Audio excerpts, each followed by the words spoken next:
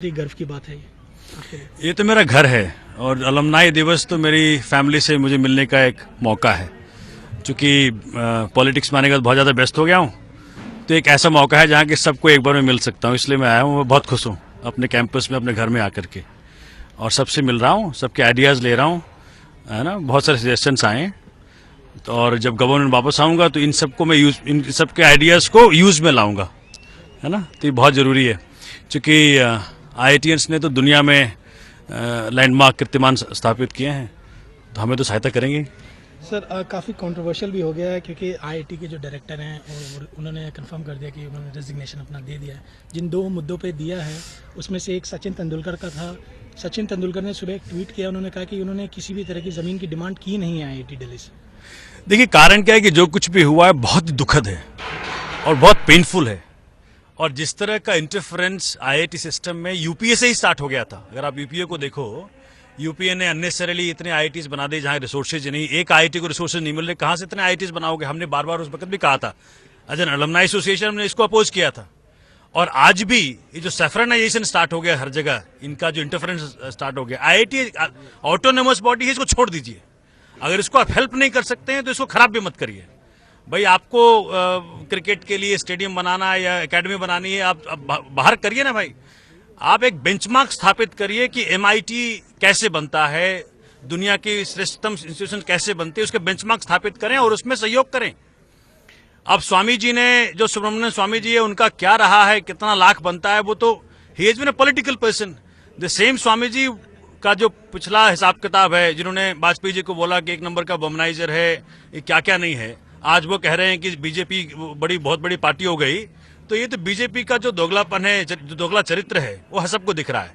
लेकिन मुझे एक गुजारिश है, IITian, not as a politician, कि सिस्टम को मैं गुजारिश करता हूं कि भाई IIT को आप छोड़ दीजिए, आपसे नहीं संभलेगा। आपके पास इंटेलेक्चुअल बैंक्रप्सी है, आप नहीं समझ सकते IIT क्या चीज है, तो छोड़ दीजिए, कृपया करके छोड़ दें।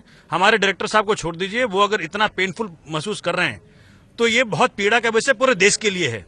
और हम सब अलमनाई और उनके तरफ से, मैं अपने तरफ से भी, पार्टी के तरफ से भी, मैं अपने डायरेक्टर साहब को और IIT अलमनाई बॉडी को ये प्रॉमिस करता हूं कि IIT को हाथ नहीं लगाने देंगे। सर हालांकि सचिन तेंदुलकर ने डिक्लाइन कर दिया है, लेकिन सुब्रमण्यम स्वामी ने अभी तक इस पर कोई सफाई नहीं दी है। उनका कहना है कि जो उनके सैलरी ड्यूज हैं और 18% इंटरेस्ट वो वापस दिया जाएगा। देखिए, सचिन तेंदुलकर साहब ने अपने आप को पॉलिटिकली यूज करवा लिया यूपीए से, अब पॉलिटिकली यूज करवा रहे हैं NDA से भी। तो मुझे लगता है कि जो उनकी शख्सियत है वो डिस्प्यूट से ऊपर होना चाहिए। हम सब उनको प्यार करते हैं as a great cricketer, we all have loved him. तो उनको अपने आप तुरंत पल्ला झाड़ लेना चाहिए कि भाई हमारा कुछ लेना देना नहीं इस बात से। लेकिन कहीं ना कहीं सरकार उनको यूज करना चाहती है फॉर पॉलिटिकल रीजंस, ये उनको क्लियर करना चाहिए, पहली चीज। दूसरी चीज, सुब्रमण्यम स्वामी साहब ने जो कुछ भी कहा है, मुझे मालूम पड़ा है कि जो उस वक्त 82 से 91 जो ड्यूरेशन है, उस वक्त IIT ने डिमांड करी थी, भाई आप बताएं कि क्या आप कहीं से सैलरी उठा रहे थे। उस सवाल पे जवाब नहीं दे रहे हैं वो। तो अगर जो मेन क्रक्स वाला मैटर है उस पर अगर वो जवाब नहीं देंगे तो IIT बाउंड नहीं है। वो पहले एक ऐसे शख्स हुए जिन्होंने IIT को पॉलिटिसाइज करने की कोशिश करी थी। तब IIT में पॉलिटिक्स नहीं चलता। IIT में बड़े प्यारे से लोग हैं, ये इनको रिसर्च में यूज करिए, इनको देश के कीर्तिमान स्थापित में यूज करिए, इनको पॉलिटिसाइज मत करिए प्लीज।